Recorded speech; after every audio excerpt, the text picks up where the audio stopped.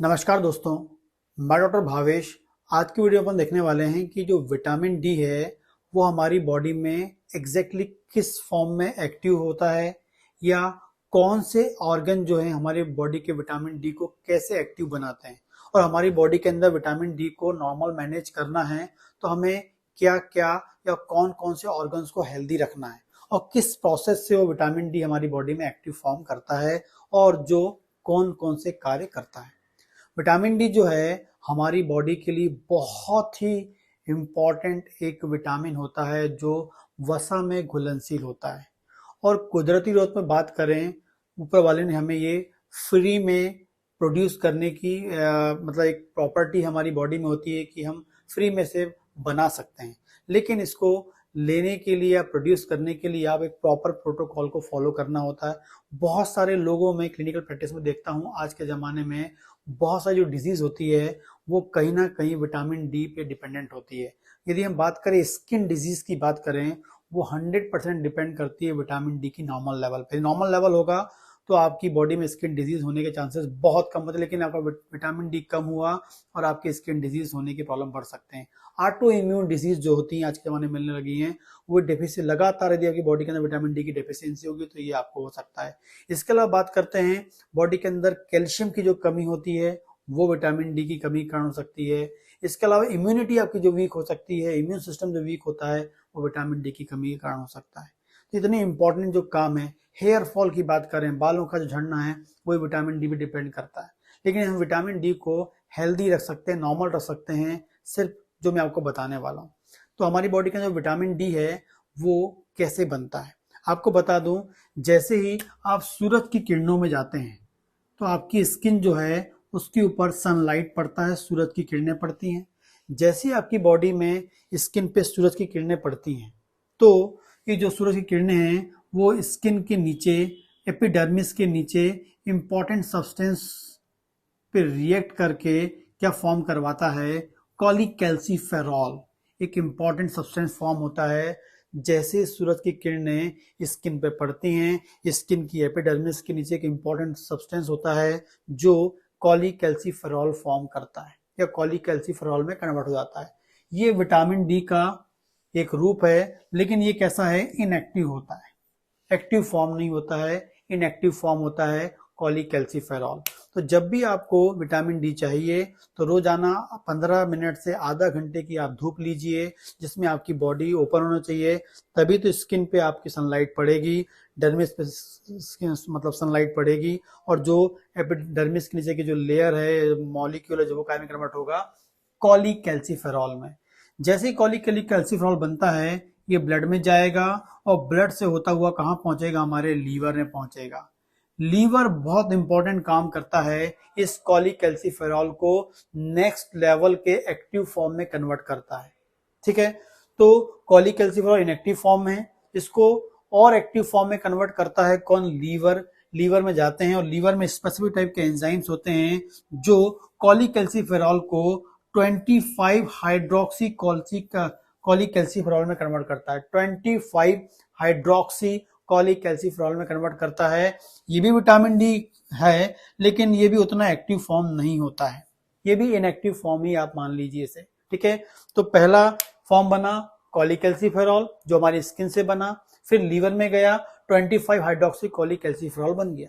ठीक है, इसके लिए आपको लीवर को हेल्दी रखना बहुत जरूरी है। यदि आपका लीवर हेल्दी होगा तो 25 हाइड्रोक्सी कॉलीकैल्सिफेरॉल आपका होगा।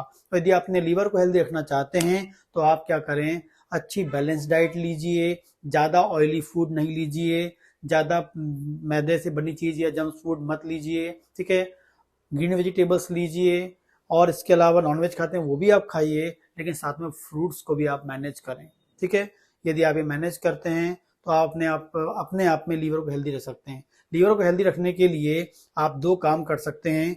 एक तो आप क्या करें, पपीता खाएं। पपीता जो है आपके लीवर के लिए बहुत ही इफेक्टिव है, असरदार है। और दूसरा आपको लेना है क्या, चुकंदर, जिसे हम बोलते हैं बीटरूट जो है, चुकंदर आप लीजिए रोजाना 1 प्लेट।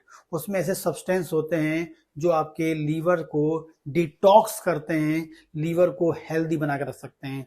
या चुकंदर के अलावा बोल सकते हैं सलाद, यदि आप बॉडी में आप रोजाना सलाद खाते हैं तो वो आपके लीवर को डिटॉक्स करते हैं, लीवर को हेल्दी बना के रखते हैं। और लीवर हेल्दी होगा तो विटामिन डी का 25 हाइड्रोक्सी मतलब कॉलीकैल्सिफेरॉल फॉर्म होगा, नेक्स्ट लेवल का एक्टिव फॉर्म बनेगा। इसके बाद ये जैसे बनता है ये फिर ब्लड में जाता है और ब्लड से फाइनली पहुंचता है किडनी में।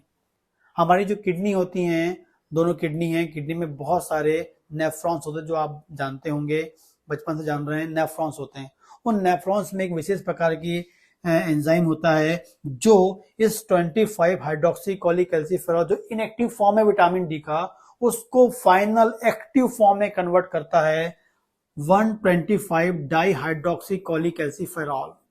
125 डाई हाइड्रोक्सी कॉलीकैल्सिफेरॉल ये विटामिन डी का एक्टिव फॉर्म है। हमारी बॉडी में नेचुरली रोजाना जो विटामिन डी का जो एक्टिव फॉर्म ऐसा ही बनता है। तो किडनी को आपको स्ट्रॉन्ग करना पड़ेगा और किडनी को स्ट्रॉन्ग करने के लिए आपको पानी लेना है। कम से कम आपको 8 से 10 गिलास पानी या 2.5 लीटर पानी, मैक्सिमम 2 से 2.5 लीटर पानी आपको लेना है। इससे ज्यादा पानी नहीं लेना है, इससे कम नहीं लेना है, आपको इतना ही मैनेज करना है क्योंकि बॉडी की डिमांड होती है 2 से 2.5 लीटर पानी या 8 से 10 गिलास पानी आप मैनेज करें।